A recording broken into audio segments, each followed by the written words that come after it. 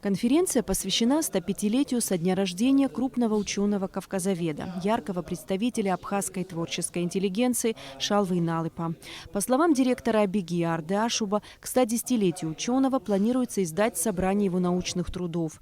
Помимо основного предмета исследований – этнографии Абхазии, Шалва Денисович изучал историю, фольклористику, литературоведение и лингвистику. Наследие ученого огромно и бесценно.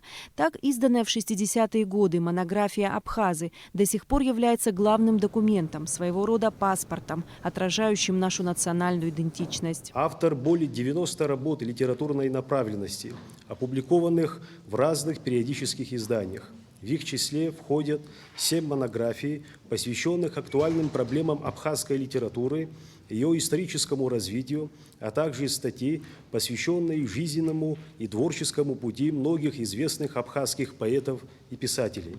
Из них 7 монографий написаны на абхазском языке. Все перечисленные труды Шалвы и Налыпа значимы. Без них невозможно представить историю абхазского литературоведения и литературную критику. Наряду с научной деятельностью Шалва Налыпа посчитал важным поддерживать молодых ученых. Он всегда умел заинтересовать, помогал словом и делом. В минуту, когда я думаю о том, что стал аспирантом, я всегда вспоминаю вашу отцовскую заботу, писал Шалве Денисовичу молодой Владислав Ардзенба. Я сама была свидетельницей, как много раз он обращался в различные города Северного Кавказа, Москвы, Петербурга с просьбой как-то поддержать студентов и на вступительных экзаменах в вузы, и на экзаменов в аспирантуру, когда сдавали кандидатские минимумы, когда приходило время защищать диссертации. Это была постоянная, так сказать, его очень важная часть его деятельности. Доклады молодых ученых и аспирантов охватывали разные сферы науки – литературу, этнографию, историю и культуру.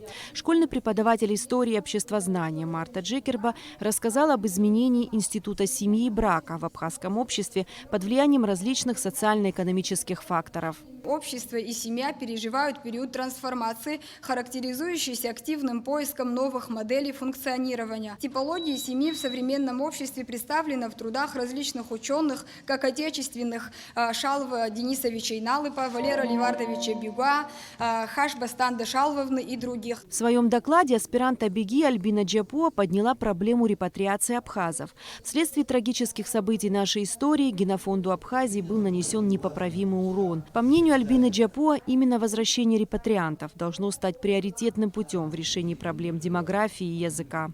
Мы строим новое, независимое, правовое, демократическое государство. Будущее нашей страны и нашего этноса зависит от положительного решения проблемы репатриации.